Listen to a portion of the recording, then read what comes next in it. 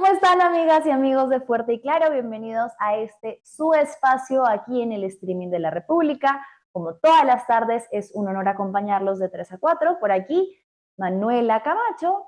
Y como siempre, tenemos que abrir el programa hablando de crisis política. ¿Cuándo será el día que esta agitada coyuntura no nos arrastre a cambiar constantemente las temáticas? Pero bueno, es necesario hablar de lo que venimos atravesando, porque a una crisis ahora se antepone otra. Y bien, veníamos hablando en todos estos días de lo convulsionado que ha sido el proceso electoral, con atisbos de ilegalidad, ¿no? De organismos que pasan por encima de leyes electorales. Incluso ayer se hablaba sobre la posibilidad de la anulación de las elecciones. Hay un tema de fondo que hemos estado dejando un poco de lado, por supuesto debido a lo atareados que estábamos con la coyuntura electoral, pero que guarda relación directa. Se avisa una posible nueva vacancia, se llegará a concretar lo que sabemos hasta el momento, es el congresista Ilish López ha adelantado una moción de censura contra el presidente José Balcázar relacionada a la polémica de la compra de los aviones de guerra F-16 a Estados Unidos. Si usted no está muy al tanto de lo que ha venido sucediendo con ese tema, tranquilo porque se lo vamos a explicar. De hecho, tengo hoy a un invitado especial que ha venido haciendo una investigación desde IDL Radio del tema y con quien vamos a poder desglosarlo. Básicamente, antes de entrar con Carlos Viguria, contarles un poco lo que ha sucedido para dar contexto y ya con él podremos ahondar un poco más en las contradicciones y las implicancias de lo que viene sucediendo en el poder ejecutivo. En el centro de la polémica, como les dije, estaba la compra de 24 aviones que ya se habían negociado supuestamente, que llevaban años de negociación con Estados Unidos, con una empresa estadounidense. Aviones F-16. El escándalo estalló esta semana cuando el entonces ministro de Defensa, que ya renunció, y el entonces canciller, que también ya renunció, acusaron a Balcázar de haber puesto trabas para concretar el pago, la compra de estos aviones y directamente de ser un mentiroso que ponía en riesgo la seguridad nacional del país. Balcázar había dicho en una serie de entrevistas, medios de comunicación, que durante su gobierno no se iba a llevar a cabo la compra, o no se iba a concretar, mejor dicho, porque ya estaba avanzada, la compra de estos aviones, que lo que consideraba era que el endeudamiento era muy alto y que esto tendría que ser algo que evaluara un gobierno elegido democráticamente, es decir, el gobierno que ingresara después de las elecciones. El problema, y de lo que lo acusan los funcionarios y diplomáticos, es que en paralelo ya había un contrato firmado. De hecho, hay una fecha que ellos señalan, que el 20 de abril ya estaba firmado el contrato en el que el gobierno, precisamente el Ministerio de Economía y Finanzas, se comprometía a hacer los pagos para concretar una compra que ya se venía ejecutando incluso desde que José Gerí estaba al mando de manera interina. Entonces, el problema en esencia es que públicamente, según es lo que ha trascendido, el presidente decía: no, yo no me voy a hacer cargo de este rollo, no va a corresponder a mi gobierno, mientras que en paralelo, en privado, digamos, ya se había avanzado incluso con la firma del contrato. El exministro de Relaciones Exteriores, Hugo de Cela, acusó al presidente directamente de ser un mentiroso. Tenemos el bite de lo que dijo para ponernos un poquito en contexto. Vamos a escuchar. Renuncio por dos razones principales. La primera es porque la decisión política que ha adoptado el señor Balcázar pone en peligro a nuestro país, le quita credibilidad, hace que nos convirtamos en un país con el cual no se puede confiar en un proceso de negociación. Esa es la primera razón. La segunda razón es que el señor Balcázar le ha mentido al país. Él sabía que los dos contratos se habían firmado. ¿Cuándo se firmaron los dos contratos? Cuando se firmaron, el día viernes. El viernes. El 20. El lunes 20, que se firmaron los dos contratos.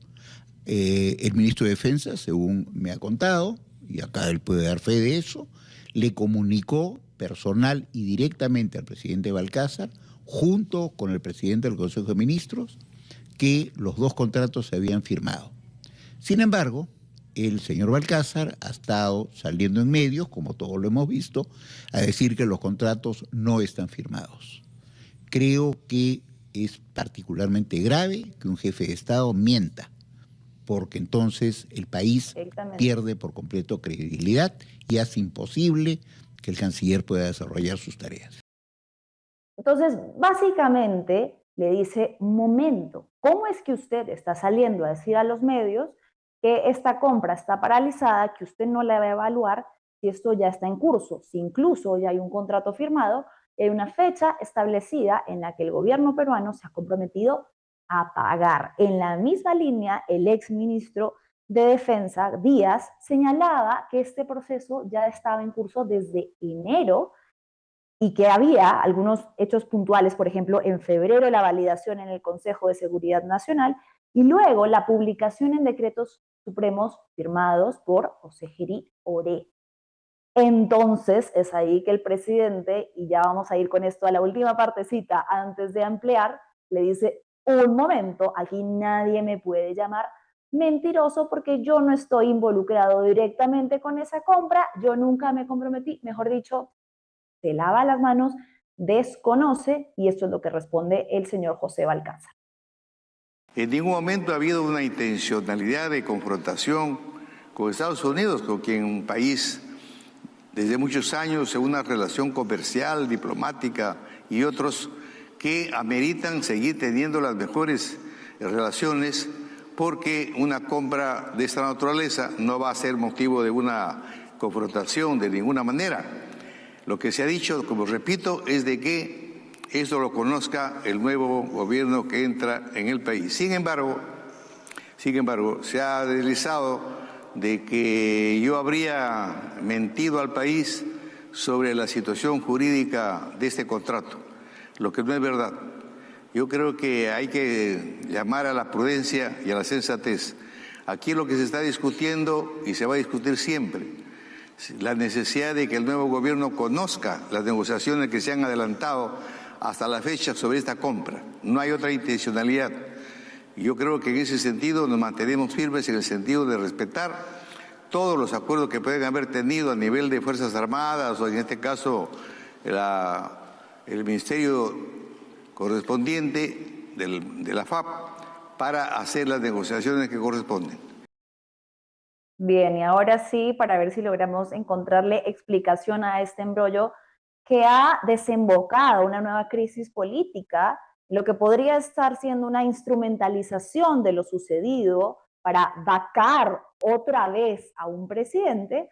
Estamos ya conectados con Carlos Viguria, periodista de investigación de IDL Radio. Carlos, ¿cómo estás? Buenas tardes y gracias por conectarte con nosotros. ¿Qué tal, Manuela? ¿Cómo estás? Buenas tardes. Carlos, por favor, tu sabiduría y lucidez para explicar en sencillo este embrollo, porque, bueno, un poco lo que hemos tratado de poner es en contexto lo primero que sucedió o lo más público que se sabe, pero hay muchos detalles específicos que no quedan del todo claro. Un poco, por ejemplo, también esta urgencia de Balcázar de salir a hablar en un mensaje casi que a la nación para poner paños fríos, porque se podría avecinar una crisis diplomática enorme, ¿no? Sí, efectivamente, complementando a lo que has dicho, hay que tomar en cuenta lo que ocurrió la semana pasada, ¿no? Porque esta entrevista que da el presidente Balcázar un jueves a las 8 de la mañana en Exitosa, hablando de esta compra de los aviones y diciendo que las va a suspender porque no debe ser él el que deba firmar o ver ese tema de los contratos y la compra de los aviones, lo tiene que hacer el siguiente gobierno, es lo que genera toda un quiebre de confianza tanto a nivel del gobierno, pero también y específicamente en la Embajada de Estados Unidos. Según las fuentes, y se ha visto, además se ha conocido luego, un grupo de funcionarios de gobierno tomaron conocimiento de que ya no iba a haber firma de contrato que estaba coordinada para hacerla el viernes pasado. y Ok. tenía incluso un horario, tenía el horario de las 4 de la tarde, donde estaban invitados altos funcionarios, ministro de Defensa, el canciller, el embajador de Estados Unidos y un representante de la empresa que provee los aviones. El detalle es que todo este grupo se quedó como que en sorpresa debido a estas declaraciones que daba Balcázar, porque ellos ya Claro. tenían coordinado a los invitados para que vayan a una oficina del ministerio, perdón, de la presidencia del Consejo de Ministros. Ya tenían coordinado todas las actividades, ya tenían todo hecho y hasta además, según documentos que hemos podido conseguir en IDL Radio, ya había incluso un plan de prensa para saber qué cosas se iba a decir cuando se dé a conocer este contrato que es súper fuerte, ¿no? Era de más de 3.500 millones de De dólares. dólar. Entonces, esto pues generó que horas después nada más Verdi Navarro lance pues este tuit, ¿no? Molesto, furibundo, ¿no? Si negocian de mala fe con Estados Unidos, socavan los intereses estadounidenses, ¿no? Lo cual Sí, generó completo pánico, completa molestia en varios sectores, especialmente los militares, y también sectores políticos, ¿no? Uno de los que saltó primerito fue incluso el expresidente José Gerino, quien justamente cuando hay cambio, digamos, de intereses por a cuál empresa de aviones comprar, es durante su gobierno. Recordemos además de que antes se buscaba comprar estos aviones, los Gripen suecos y el Rafael de Francia. Sin sí, embargo, actualmente durante el gobierno de José Geri van hacia la tendencia estadounidense, ¿no? Y con la empresa está Lockheed Martin, ¿no? Para comprar los 24 aviones. El detalle claro. acá es que todo esto ocurre, además, en el momento en que reventó el caso Chifagate. Y esto ocurre, además, justamente cuando llega el nuevo embajador, Bernie Navarro, el nuevo embajador de Estados Unidos, ¿no? Quien rápidamente tiene sus reuniones con José Gerí, eh, alude al tema Chifagate, ¿no? Y claro, a eso también vamos a agregar el contexto de que Estados Unidos también había celebrado un trato con Perú para realizar mejoras en el puerto, en la base naval del Callao, ¿no? Entonces, hay un montón de factores que han llevado a que Perú eventualmente eh, tenga ese interés en comprar los aviones estadounidenses, ¿no? Entonces, todo eso ocurrido en ese momento sea además el voto de confianza que se había dado días atrás nada más. Según nuestras Claro. fuentes, uno de los pactos que habían de parte de congresistas para darle voto de confianza a este gabinete de Luis Arroyo, el premier, que es militar, era no firmes el contrato o que no se firme el contrato de los aviones con Estados Unidos. Y esa ha sido parte de los tratos. Según la fuente, comentan de que hubo una fuerte presión política en Balcázar para que no firme y ni siquiera esté presente. Eventualmente eso es lo que ocurre. Y ese viernes que Claro. debía realizarse esta ceremonia de la firma, incluso hay gráficas, ¿no? De lo que se iba a mostrar, simplemente quedó en nada, ¿no? ¿Y Balcázar, qué A ver, pasaba con para Balcázar? ir por partes, paremos ahí un momento para que la audiencia no se nos enloquezca, porque es mucha información. Entonces, claro, ahí empieza a hilar algo delicado, que es que Político. claro, es inverosímil que habiendo una estrategia de comunicación, habiendo un decreto supremo firmado, Balcázar no supiera nada del tema, como él ha pretendido deslizar luego, que él no ha estado involucrado, y lo que se empieza más bien a leer tras bambalinas es precisamente lo que tú acabas de señalar, algunos acuerdos con bancadas que lo estaban presionando para que no se concrete la compra. Eso es un poco lo que se especula que habría sido el motivo por el cual Balcázar retira o paraliza, ¿no? esta finalización, porque ya era la etapa final de la compra que venía desde hace mucho tiempo gestionándose. Y a esto agreguemos de que Balcázar simplemente se dio por desentendido, ¿no? Se Sí, supo, por totalmente. fuente también, de que ese mismo viernes, en el momento que supuestamente se iba a realizar esta ceremonia, Balcázar ya ni siquiera estaba en Lima, se había ido a Chiclayo, simplemente se fue, lo O cual sea, no también apareció. se fue, ya no estaba. La ceremonia era a las 4 de la tarde y a Ay, las 2:40 el presidente Balcázar estaba en un avión comercial en camino a Chiclayo, ¿no? Y ahí estuvo todo el fin de semana en que hubo todo este alboroto, tanto diplomático, por este fuerte comentario que dio Bernie Navarro y del cual desapareció por completo, y también estas molestias que se daba en lo que se llama la familia militar, ¿no? La familia militar está muy molesta, está muy incómoda, está muy descontenta por lo que ha dicho el presidente Balcázar en una entrevista, es lo que comentan las fuentes, Ujú. porque todos contaban con que se compren estos aviones y además que creaba esta situación de conflicto con Estados Unidos, ¿no? O sea, imagínate nada Innecesaria. más que al país de Donald Trump le quieran hacer el avión. Y Sí, sabemos bien cómo reaccionan simplemente por cuando le hacen hasta un meme, ¿no? Entonces no podría haber ocurrido una situación peor, lo cual generó preocupaciones. El presidente estuvo claro. en Chiclayo hasta el domingo. El lunes regresa y la situación toma otro rumbo, ¿no? Se habla de que hubo conversaciones entre ministros para ver cómo retornar, solucionar este tema de los contratos con los aviones. Es el martes, si no me equivoco, perdón, es el lunes, que al mediodía se informa de que el contrato ya se firmó. Más o menos Ok, al mediodía, sin ceremonia y sin ninguna imagen siquiera. No se avisó ni siquiera a la prensa. Se supo solamente por fuentes de que el contrato ya había sido firmado, lo cual claro. llevó a Balcázar de nuevo realice su operativo de prensa diciendo por todos los medios, porque declaró primero Exitosa, luego RPP, al comercio, por todos lados, y dijo, nosotros no hemos firmado, yo me mantengo en mi posición, etc. Sin embargo, y ese es un tema muy particular, que según las fuentes, el trato era de que no se diga nada por 3 días, que no se informe ningún tema de contrataciones por 3 días. Eso ocurrió el lunes. Ok, Y ayer justamente reventó el tema, pasado ya los 3 días. Esto con el fin, pues, de que la situación no se altere, de que no se conozca qué había pasado, pero desde el domingo último, ¿no? Ya habían voces de que hablaban de las renuncias que ya se conocen, tanto claro. del ministro de Canciller Defensa, Carlos Díaz, el canciller Hugo Hugo de de Sela. Sela, y también el premier Luis Arroyo, que es militar, es parte también del tema de los que iban a renunciar. Según las fuentes, ayer hubo un consejo de ministros en el cual se discutió el tema y todos iban a renunciar. Sin embargo, acordaron quedarse porque esto generaría una nueva crisis. Se va el premier, tienen que volver a nombrar a otro premier y volver a pedir la confianza al Congreso. ¿Cómo vas a pedir la confianza al Congreso en un ambiente en que ya todos le critican a Balcázar el tema de los aviones? No iba a conseguir la confianza. Y es así, pues, que se queda Luis Arroyo, pero claro, ayer vimos cómo el presidente Balcázar da un mensaje a la nación explicando qué es cosa lo que había ocurrido con los aviones, pero al ratito después sale el presidente de facto, por así decirlo, Rospigliosi, diciendo, oye, pues acaso ya se pagó, ¿no? Sí, sí.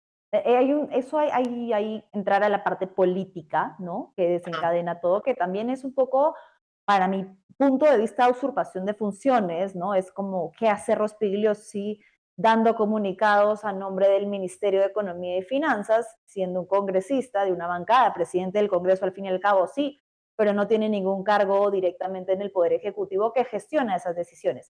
A ver, antes de ir a eso, para poner un poquito en contexto, tenemos en parte de lo que dijo la Embajada de Estados Unidos, Cris, porfa, para leer ahí, cuando Bernie Navarro, como ya explicó Carlos, que es el embajador de Estados Unidos en Perú, dijo muy molesto que Estados Unidos iba a actuar en defensa de su nación y de quienes quieran como jugarle sucio, ¿no? En otras palabras, ¿no?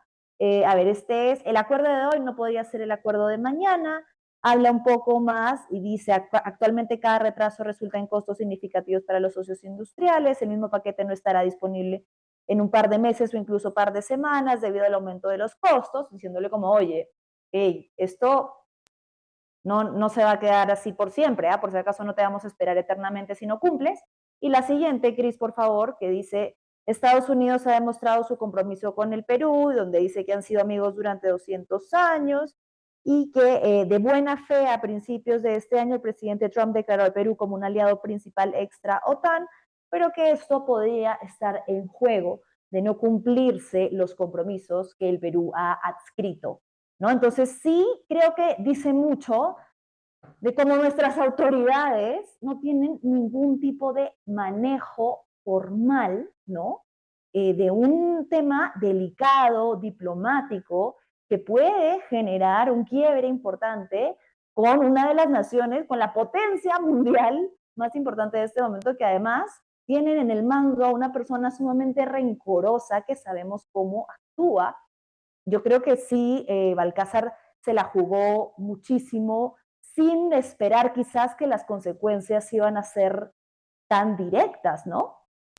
Y sabes, hay un tema previo al comunicado de Rospigliosi, que es la visita de Bernie Navarro mismo a Palacio de Gobierno el día, ayer, ¿no? Ayer mismo. Sí, hay Eh, imágenes. él, él acude caminando, mostrándose ante toda la prensa, ¿no? Porque él estaba desaparecido durante esos 2 días. Y según lo que comentan las fuentes, lo que ocurrió fue que él fue a avisar, por si acaso, hoy día vence el tema del pago de la primera parte que tienen que hacer ustedes para comprar aviones, ¿no? ¿Dónde está la Y quería la plata? respuesta. ¿Dónde está? O sea, vino tipo Don Barriga a pedirle la Claro. cuenta a Don Ramón. Oye, mi Paguen, plata. paguen, mi plata, ¿no? Y fue a hablar directamente con el premier y con los ministros, y hablaron, y es ahí donde se comprometen efectivamente, sí, sí, te vamos a pagar los 2.000 millones de dólares, que es la primera parte. Eh, Se va, tranquilo, con toda pana, y luego Perú 21 es el que saca la boleta, ¿no? Que son 462.000 dólares, creo que pagaron, sí, 462.000 millones de dólares, claro. Ya Sí, se bueno, adelantó una parte del se dio pago, la parte, y una con eso parte. ya felices cobró y felices se fueron, ¿no? Y ya sacaron su mensaje de prensa, las especificaciones que ha dado la Embajada de Estados Unidos indicando de qué cosas han comprado, que son los mejores aviones de la región, entre otros puntos, ¿no? Y es a partir de eso, a partir de esa información, porque el presidente Balcázar insistía en que no había pasado nada, no había ocurrido nada, que Rospigliosi, que tiene detrás toda una fuerte relación ahora con grupos militares, la FAB, retirados y grupos también ahora que están implicados en casos contra derechos humanos, eh, él habla pues como una suerte, pues por si acaso, la FAB, por si acaso, tranquilos, ya se Ya pagó, pagamos. ya está pactado, el MEF ya aceptó, pero era la información tal cual se nos había informado horas antes, ¿no? Otras antes sí supimos de que ya se había aceptado. Y Rospigliosi solamente lo que hizo es confirmar lo que él también ya le habrían comunicado, ¿no? Que el MEF iba a desembolsar esa parte a la Embajada de Estados Unidos, a la empresa Lockheed Martin, ¿no? Pero Básicamente lo que eso. confirma una vez más el vínculo estrecho que tiene Fuerza Popular, pero directamente Fernando Rospigliosi, con lo que tú mencionabas como la familia militar, las Fuerzas Armadas, ¿no? Que le dicen directamente, oiga, ¿qué está pasando? ¿No?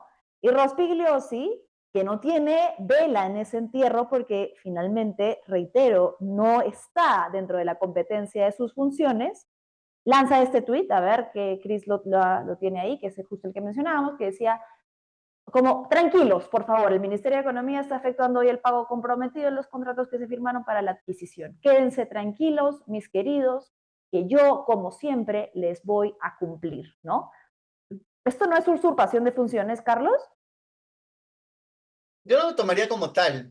A mí me parece que solamente por si acaso, yo sé la información, esto es lo que ocurrió. Marcó su Ya, territorio. ya, Pero yo no diría tanto al tema de usurpación de funciones. Yo creo que es más información que tiene propia y que la tuitea, ¿no? ya, No claro, creo claro. claro, pero que coincide con lo ocurrido, ¿no?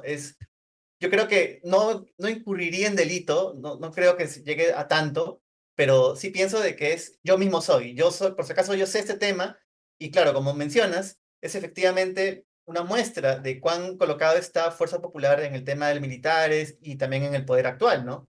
Porque ya sabemos cómo actuó también Rospigliosi en la época de Gerí, que también daba sus propios mensajes a la nación a través de las cuentas del Oh, Congreso, dando posiciones. Y bueno, claro, ahora vemos esto de acá, y las que amnistías, desde que está en el Congreso, no ha hecho otra cosa que aprobar leyes a favor de la milicia, Fuerzas Armadas, que gozan ahora de impunidad con la ley de lesa humanidad.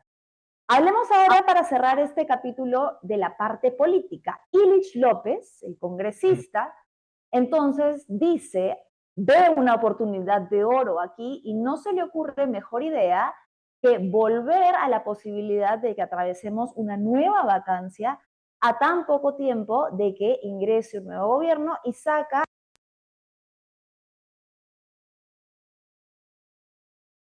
uy, te oigo. Hola, hola. Hola, hola, se me fue el audio. Sí, ya estás. Ya, te decía que Ilish López saca pues entonces este comunicado en el Sí, que, a ver, lo tenemos chicas, ahí está, dice la seguridad nacional no se negocia, fuera del cálculo geopolítico del país venda los aviones, está la protección de los secretos, voy a presentar entonces una posible moción de censura que no ha dicho exactamente.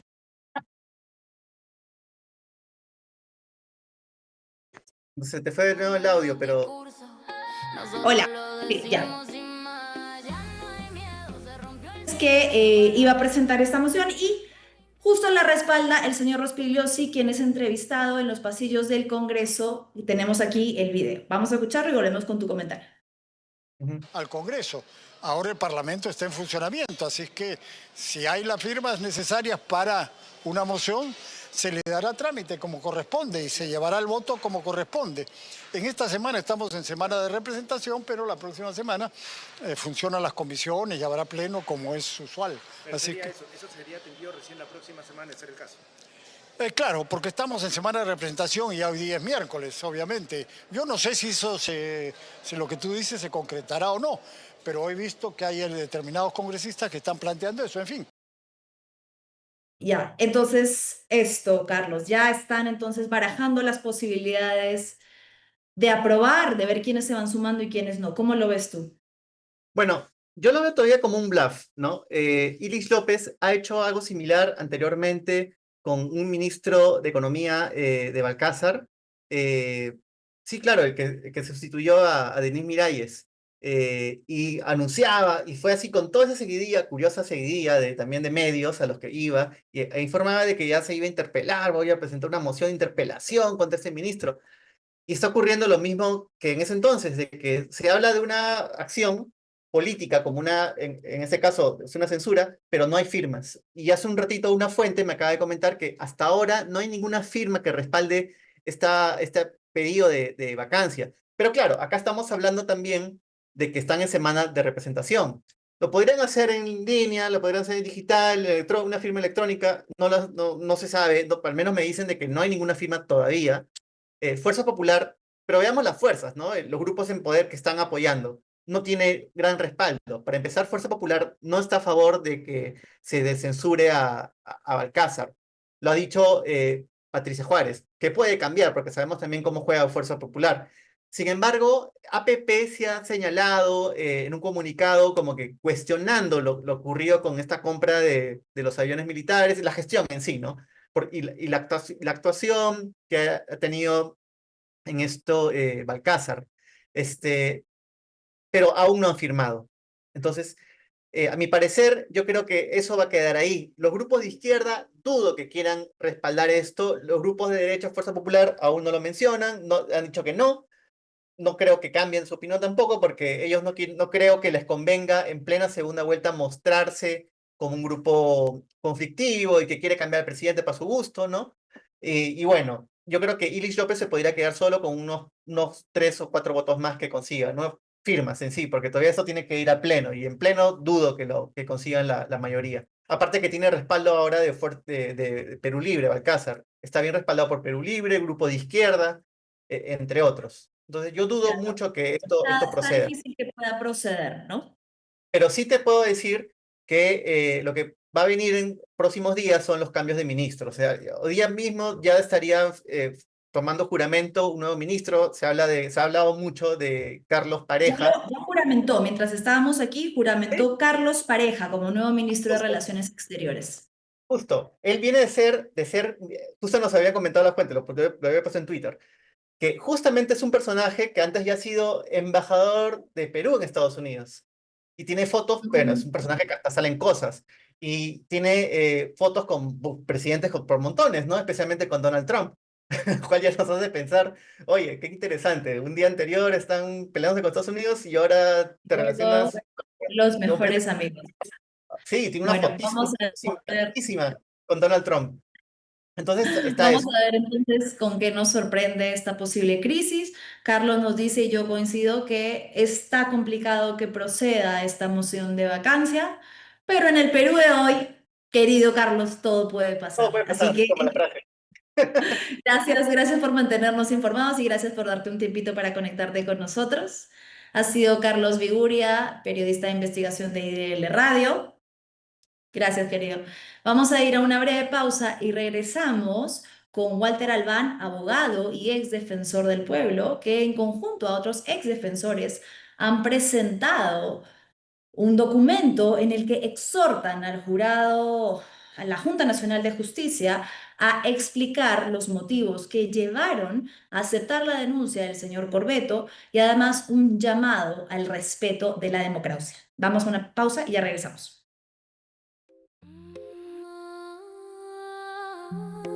Sí, la voz no se apaga, se escucha fuerte y claro.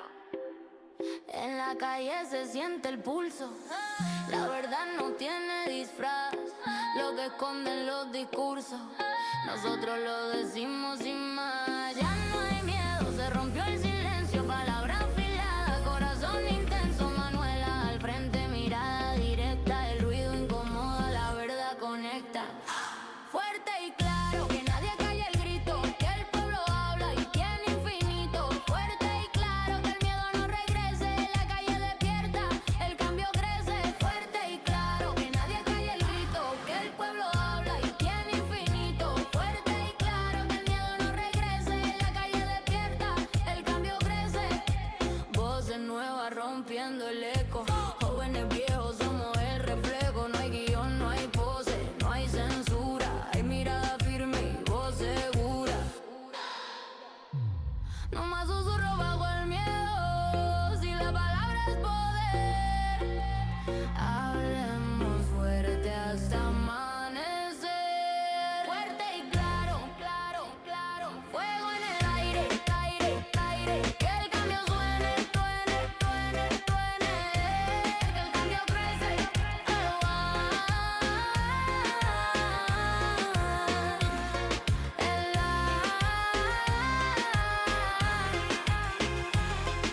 el aire, que el cambio suene, que nadie pare.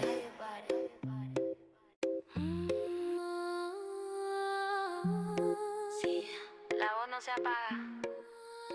Bien, y como lo anunciaba, ya está conectado con nosotros Walter Albán, quien es abogado, ex defensor del pueblo y ex ministro del Interior. Walter, ¿cómo estás? Buenas tardes y muchas gracias por darte un espacio. Buenas tardes, Manuela. Muchas gracias por la invitación. Bien, Walter, bueno, primero una lectura desde tu posición, desde tu perspectiva, de lo que hemos estado presenciando en los últimos días, ¿no? Lo que podría o lo que se sonaba, se anticipaba como la estocada ¿No has final configurado a la ninguna red democracia. Wi-Fi? Para obtener ayuda, abre la app de Alexa. No te preocupes, no te preocupes, son cosas que pasan cuando nos conectamos con Sí, todos estos sistemas desde casa. Te decía entonces tu lectura sobre esta situación en la que estuvimos a punto, o se hablaba, se rumoreaba, de una posible estocada final a la democracia con la anulación de toda una circunscripción electoral, ¿no? Estamos viviendo tiempos en los que la legalidad deja de ser el marco de lo posible y lo imposible en el Perú. así es. Y por eso creo importante que miremos esto en perspectiva, ¿no? Porque estamos viviendo días muy tensos, por supuesto, desde el domingo que que acudimos a las ánforas. Pero eso tiene un antecedente muy claro, como lo hemos conversado en alguna oportunidad también en otra entrevista con, me parece, Carlos Cornejo. Sí. Y esto es que, en rigor, en el Perú cada vez más el Estado de Derecho está pisoteado, ¿no? Y claro, para alguna gente dicen, bueno, pero eso es algo gaseoso que no me afecta en lo personal. No, no. Cuando el Estado de Derecho es pisoteado, vivimos entonces a instancias y en función de lo que el poder autoritario decida hacer o deshacer. Y entonces, por ejemplo, yo quería colocarme en el supuesto de qué hubiera pasado en el Perú si no eliminaban las elecciones primarias y obligatorias, las famosas PASO. Si Ujú. cuando fracasó el golpe de Castillo en diciembre del 2022, hubieran procedido como era lógico proceder, que se convocara, que la señora Boluarte en ese momento, reconociendo su situación precaria obviamente por muchas razones, hubiera convocado elecciones generales, hubiéramos ¿no? Llegado a un nuevo gobierno y a un nuevo Congreso. Creo que el Perú sería otro, habríamos respirado con mucha más tranquilidad y el Estado de Derecho probablemente no solo no hubiera sido debilitado, sino se fortalecía. Por eso yo he sostenido muchas veces que el fracaso del golpe de Castillo no los debe llevar a pensar que no hubo un golpe. Yo creo que sí lo hubo desde el Congreso de la República. Y se Claro. instaló un pacto que con el tiempo se ha calificado como pacto mafioso, que ha dado cantidad de dispositivos, disposiciones violatorias de los derechos humanos, ha copado la institucionalidad porque controla el Tribunal Constitucional, controla la Junta Nacional de Justicia, controla la Defensoría del Pueblo, es decir, controla ahora el Ministerio Público y ya quieren, por supuesto, tomar mayor control todavía sobre el sistema electoral. Esto es gravísimo, ¿no? Y claro, lo que ahora vivimos es la consecuencia de cómo se ha ejercido el poder desde el Congreso de la República sobre la base de un pacto que no tiene nada de político. Por eso cuando nos quieren discutir de que izquierdas, derechas, caviares, conservadores, falso, falso. Todo lo que ha sido importante en el Congreso y que tanto daño le ha hecho al país lo han firmado Fuerza Popular, Renovación Popular, Podemos, Alianza para el Progreso y el señor, por supuesto, no ha estado presente como parlamentario, pero su hermano Waldemar sí, Cerrón, representa Ah, a Perú claro. Libre y luego las decisiones de Perú Libre que en buena cuenta se han manejado también bastante coordinadamente. En fin, creo entonces que esa situación permitió que se tiraran abajo las PASO, ¿no es cierto? Y buscaran fragmentar el voto al punto que en este momento vamos probablemente a ir a una segunda oportunidad ya para elegir en segunda vuelta, ¿no? Pero entre fuerzas que en voto real no llegan, no sé, no llegan ni al 25%, creo. El voto real, Claro. porque claro, el voto válido los sube un poco, ¿no? Y esa es la situación. Quiere decir que más del 70% de los peruanos vamos a tener que elegir entre dos fuerzas que no nos convocan, no Representan. nos generan Sí. confianza. Eso es bastante grave. Y bueno, eso se reproduce de alguna manera en lo que va a ocurrir en el Congreso de la República y sobre todo en el Senado, ¿no? Yo quería conversar contigo, Walter, sobre un documento que han presentado ayer ex defensores del pueblo, tú junto a Eduardo Vega Luna y a Eliana Rebollar, que es bastante ilustrativo de cómo se percibe de personas que han ocupado un cargo, tal y como su nombre lo indica, en defensa de la población y de los valores democráticos, con lo que estamos viendo en este momento, ¿no? En el pronunciamiento, que lo tenemos por ahí, Cris, y lo puedes mostrar, exhortan a la Junta Nacional de Justicia a que sustente la aceptación, bajo qué criterios han aceptado la renuncia de Piero Corbeto, que según la ley establece, no está permitida, un cargo irrenunciable, que además fue casi inmediata, ¿no? Y una parte, ¿no? Que es bastante ilustrativa, que dice cualquier medida que implique reabrir, fragmentar o alterar el acto electoral vulnerará la igualdad del voto y la unidad del proceso. Esto un poco como alertando sobre la posibilidad que se barajaba de que se anularan las elecciones, ¿no? ¿Cómo es que se autoconvocan para hacer este pronunciamiento y en respuesta a qué? Bueno, no es el primer pronunciamiento que tenemos en los últimos meses.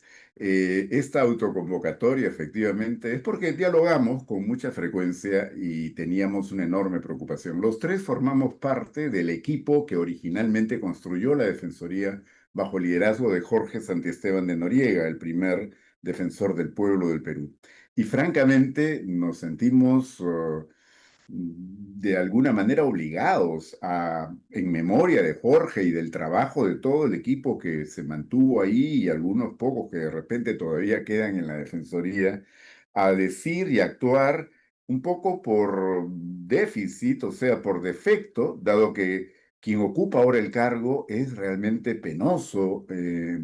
Digamos, la manera como se viene comportando no hace sino demostrar que todas las suspicacias y la desconfianza que se produjo cuando el Congreso lo eligió, que lo eligió contra ley y contra la Constitución, porque decía persona de clara trayectoria de integridad y de independencia. Este señor venía de ser militante del partido de Cerrón, había sido abogado de Cerrón y trabajaba para la mesa directiva del Congreso en ese momento, ¿no? Entonces, ciertamente, bueno, y también ya su trayectoria estaba bastante cuestionada por varios lados. En consecuencia, no pudo sorprender que lo primero que hizo fue pedirle al Congreso que le dieran amplia libertad para elegir a todos los cargos de confianza dentro de la Defensoría, que por la ley orgánica eran cargos que se tenían que someter a concurso público. Bueno, este señor no lo hizo, sino que consiguió de inmediato, por supuesto, que el Congreso le aprobara la norma. Él sacó a todos los funcionarios de confianza y comenzó a nombrar a dedo. Eliminó la meritocracia, en pocas palabras, con lo cual ya demostró de qué tipo de actuación podíamos esperar de él. Ahora, sí, nos preocupa la institucionalidad democrática. Con Jorge Santiesteban, la Defensoría del Pueblo peruana tuvo que entrar a un tipo de actividad que no es tan frecuente en las defensorías del pueblo, la supervisión electoral. Y tuvimos que hacerla a propósito de la elección del año 2000, sobre todo, donde ahí sí hubo fraude. En ese momento el fraude se perpetró, lo verificó la Organización de Estados Americanos, la misión de observación de la Unión Europea, la misión de observación de la OEA y la Fraude Defensoría del Pueblo. fujimorista.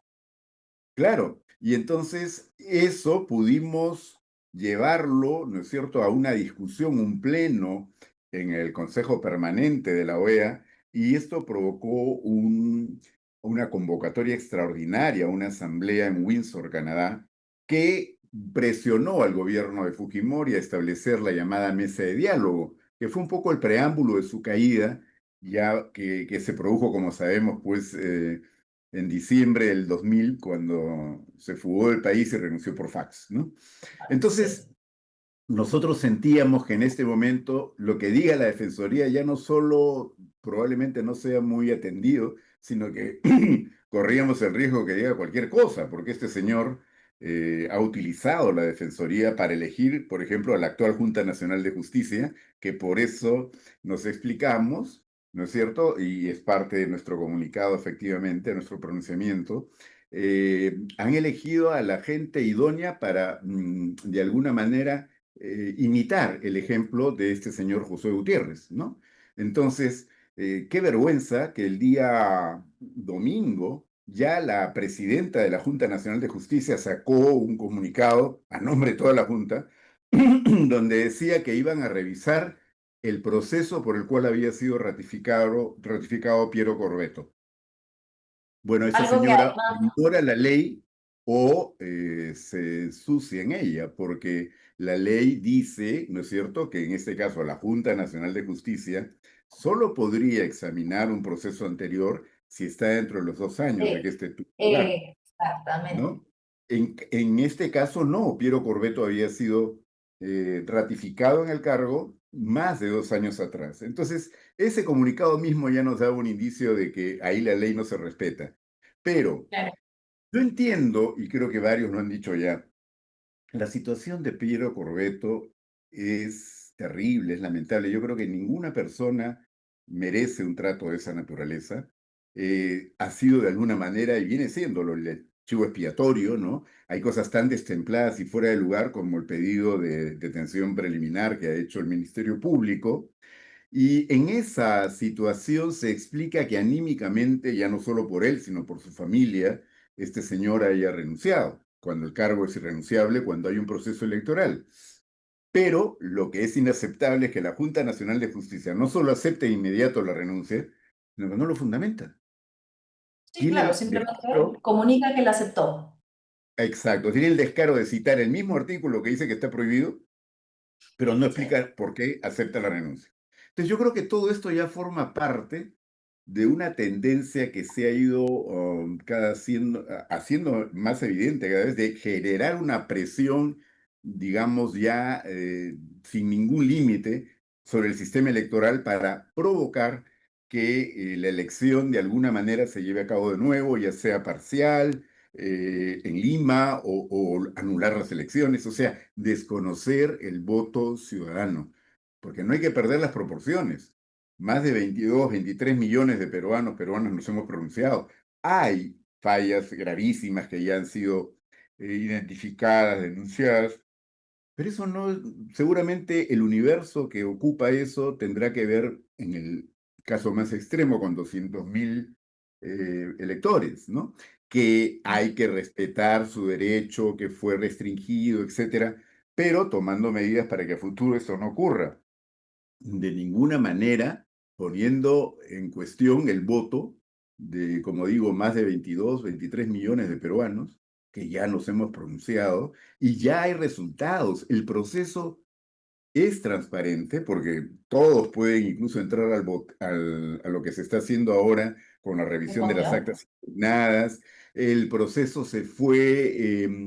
sea, se fue informando, es cierto que lentamente, pero por las condiciones de este proceso electoral, con mucha lentitud, pero estuvo permanentemente en la OMPE abierta, la página donde uno podía mirar cómo iba el conteo de votos, y ahora hasta el conteo de las cédulas, ahí donde se ha solicitado esto.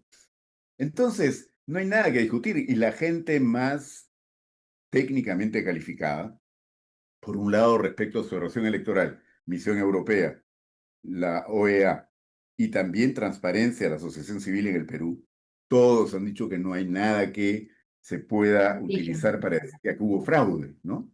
¿Han habido problemas en el proceso? Sí, y eso se tendrá que investigar y luego sancionar a quien corresponda de la manera que corresponda.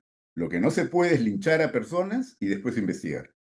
Eso está pésimo, eso no es propio de una democracia. Justo sobre lo que mencionabas, Walter, es preocupante la ausencia casi que absoluta de la Defensoría actual del Pueblo bajo el mandato del señor Josué Gutiérrez.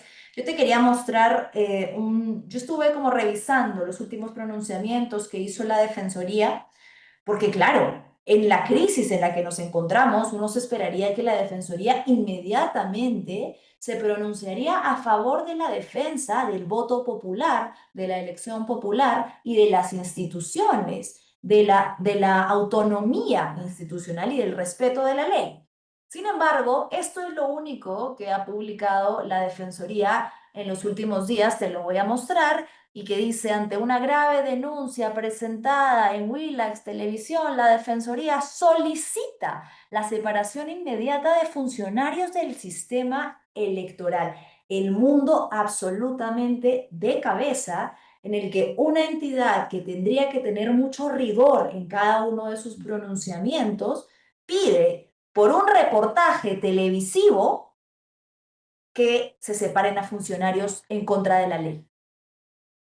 Sí, yo lo que iba a decir al respecto es que con una defensoría bajo el mandato de José Gutiérrez, lo mejor que podemos esperar es que no actúe, porque todo lo Que que mantenga actúe, silencio.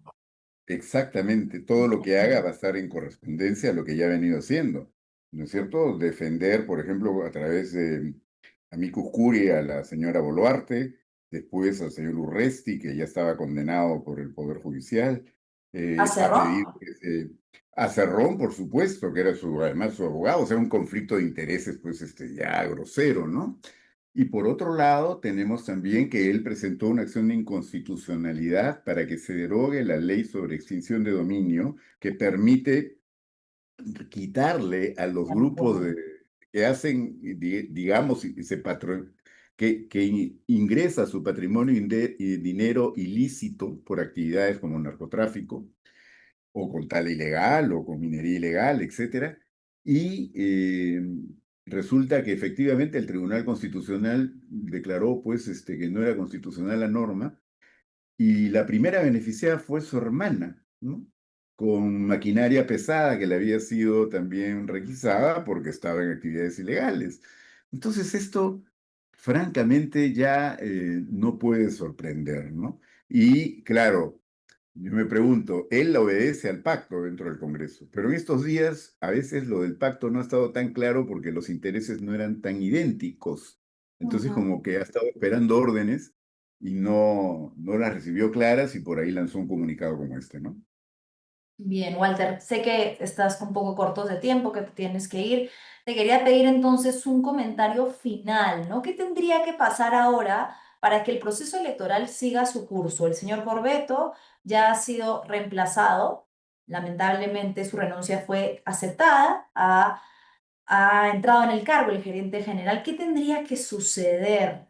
El señor López Aliaga tendría que dejar de lado estos alegatos de fraude. ¿Qué nos espera? Porque todavía nos queda una segunda vuelta electoral que va a estar sumamente parcializada y con lo que ha sido una afectación muy grave a la confianza en el proceso. Bueno, varias cosas, Manuela. Yo creo, por un lado, que lo que corresponde para no abrir una caja de Pandora y colocarnos en una situación francamente peligrosísima para el país es continuar con el proceso electoral, ¿no es cierto? Ya cerrar toda discusión sobre posibles reaperturas, ya sea parciales o totales, en fin. Continuar con el proceso. Ya tenemos en este momento suficientes elementos de información para que quede claro que hay que llegar entonces a la segunda vuelta con los dos candidatos que han quedado en los primeros lugares. Y creo, por otro lado, que es muy importante que se maneje todo con prudencia, con cuidado, pero, por ejemplo, la Junta Nacional de Justicia, ¿qué es esto de pretender que ellos son como una instancia superior a la OMP? No, no, la OMP es un órgano constitucional autónomo. Las fallas que se han producido tendrán que ser corregidas a futuro, etcétera, pero no tiene por qué tener ninguna injerencia la Junta Nacional de Justicia en lo que haga o deje de hacer en este momento la OMP. Yo creo que ya con la experiencia que se ha tenido, probablemente varias de estas deficiencias van a ser resueltas. Además, la elección misma no es tan complicada porque ya vamos solamente a elegir entre dos opciones. Y creo que el Ministerio Público haría bien, en lugar de pedir la detención preliminar del señor Corbeto, que francamente yo creo pues que lo han tomado de cabeza de turco o chivo expiatorio, como se decía antes. eh, Deberían más bien tomar iniciativa contra un señor como López Aliaga, porque una cosa que ya es deleznable es que salga a gritar fraude, y no lo ha gritado el domingo, lo venía señalando desde semanas Semanas atrás, ¿no? atrás. Claro, entonces él está buscando que crear caos, que crear más bien una situación de enfrentamiento entre peruanos, porque nada más le importa que su persona, pero está agraviando, amenazas de todo tipo, insultos groseros contra diferentes personas. Hoy día escuchaba que ha dicho respecto al señor Corbeto precisamente que lo va a perseguir hasta que se muera, ¿no? Ya antes había anunciado que quería matar a Borriti. En fin, creo que ese señor no está en sus cabales, para comenzar, y alguien que no está en sus cabales no debería pretender conducir este país. Sinceramente me alegro de que ya no tenga opción, pero tampoco es que pueda actuar con tanta impunidad, ¿no? Entonces el Ministerio Público haría un papel más decoroso si en lugar de perseguir cosas o situaciones como las que en este momento maneja respecto al señor Corbeto, se preocupa más por quien está de alguna manera convocando a la violencia en el país. Y ese es López Aliaga. Completamente de acuerdo. Muchísimas gracias, Walter, por tu tiempo, por la lucidez de siempre y por resistir en lo que fue alguna vez una defensoría del pueblo que realmente defendía a los ciudadanos. Y Gracias, que vamos Walter. a recuperar. Ojalá, eso espero. Gracias, Walter. Ha sido Walter Muchas Albán, gracias. abogado, ex defensor del pueblo, ex ministro del Interior, que nos hacía partícipe pues, de este comunicado que ya les enseñamos, en el que es lamentable ver en lo que se ha convertido la actual Defensoría del Pueblo, que ante una situación crítica como la que estamos afrontando, por lo menos ya debería haber salido a pronunciarse por el respeto de la democracia en este país. Pero no, puros comunicados ambiguos o, como decía Walter, silencio, que incluso podría ser mejor. No quería dejar de pasar el clip justamente de lo que hablábamos con Walter Albán. El señor Rafael López Aliaga parece que en este país tiene corona, puede decir lo que quiera, puede incitar a la alteración del orden público, puede hacer amenazas expresas contra autoridades electorales, en las que incluso habla o de sodomizarlos, violentarlos sexualmente o hasta matarlos, o como ha dicho ayer el señor Piero Corbeto, perseguirlos hasta su muerte. Y aquí nadie vio nada. La fiscalía está más preocupada en acusar al señor Corbeto de delitos que aún no han sido establecidos formalmente con pruebas y de pedir su detención de manera desesperada. Vamos a escuchar lo que dijo en un vivo Rafael López Aliaga. Hablar la verdad, ¿no? Y entrar a esta segunda vuelta a pelear pues con la señora acá, ¿no? El Jurado Nacional de Elecciones tiene que darnos una solución ya, ¿no? Si no, se lo he dicho claramente también, arde Troya, aquí no entramos en vainas. Yo no soy una persona que aguanta el robo, la injusticia, sabiendo que detrás de esta decisión criminal, ¿no?, de permitir ser cómplice, señor Burneo, usted está siendo cómplice, ¿no?, de un señor Corbeto que va a terminar en la cárcel. Señor Burneo, usted tiene que dar una solución para que 1.5 millones de peruanos ejerzan su derecho, ¿no? Señor Corbeto va a terminar 20 años en la cárcel y yo voy a encargarme de eso, voy a perseguirlo hasta que se muera. Una vez más sale a relucir la prepotencia del candidato Rafael López Aliaga, que exige soluciones inmediatas. ¿A qué? En el marco de lo que usted está esperando, porque está advirtiendo que si él no pasa a la segunda vuelta, y lo ha dicho explícitamente, va a arder Troya. ¿Qué hubiera pasado si una persona de otro espectro político se atreviera a decir en público algo como esto? No sería una incitación directa a la alteración del orden público, no se trataría de una amenaza a los organismos electorales y por extensión a las cabezas de estos organismos. Lo ha dicho ahí al señor Burneo, al señor Corbeto, a quien le ha dicho que lo va a perseguir hasta el día de su muerte. Un candidato que ha hablado toda su campaña de ser quien representa la paz, el amor, la religión y no hace otra cosa que amenazar a quienes considera que obstaculizan su camino, pues que sigue haciendo alegaciones de fraude de manera irresponsable sin haber demostrado aún de manera probatoria y definitiva que ha habido dolo o intención de alterar la elección popular y que las personas que querían votar por él entonces no pudieron hacerlo, fueron impedidas de hacerlo. Tiene teorías de conspiración, mejor dicho, solamente sigue eludiendo las leyes porque habla abiertamente de violencia y aquí no pasa nada. Pero ¿qué estamos esperando que pase? ¿Qué estamos esperando? Que el fiscal de la Nación, Tomás Saladino, a quien Rafael López Aliaga dijo que había llamado a decirle, oye, ¿qué está pasando con este proceso? Va a abrir una investigación, va a salir a pedir prudencia de los candidatos presidenciales, pedirle peras al olmo. A ver, tenemos algunos comentarios para cerrar el día de hoy. A ver, Ledoc dice, ¿cuándo va a resolver el Jurado Nacional de Elecciones? Necesitamos saber ya cuáles son las, bueno, leo la última palabra, política de lo que pasaron, decisiones políticas de los que pasaron la segunda vuelta. ¿Qué más tenemos por ahí? Safi nos dice, solo buscan dividir para manejar mejor. Ricardo dice, Rospigliosi sigue despilfarrando plata de los peruanos. 3.5 millones en aviones que no necesitamos. Máximo dice, nos hemos dado cuenta que el que gobierna es el fujimorismo. Alison, no leo bien. Lindo Gavidia dice que paguen la deuda social a los maestros dejando de comprar chatarra.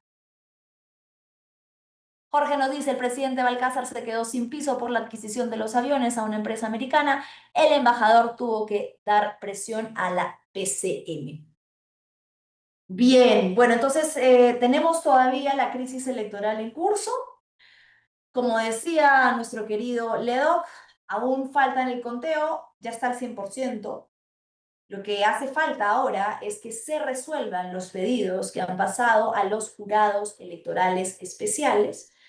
De verdad que no sabemos hasta cuándo. Lo que se sabía, la estimación era que hasta quincena de mayo íbamos a tener resultados, pero lo que necesitamos es saber ya de manera definitiva para poder pasar la página hacia la segunda vuelta y concentrarnos en la defensa de la democracia y en que lo que queda de un proceso que ya está tan manchado pueda llevarse de manera pacífica, oportuna y sobre todo democrática. Muchas gracias por habernos acompañado y nos encontramos aquí en Fuerte y Claro el día de mañana. No se olviden de darle like y de compartir este programa. Chao, chao.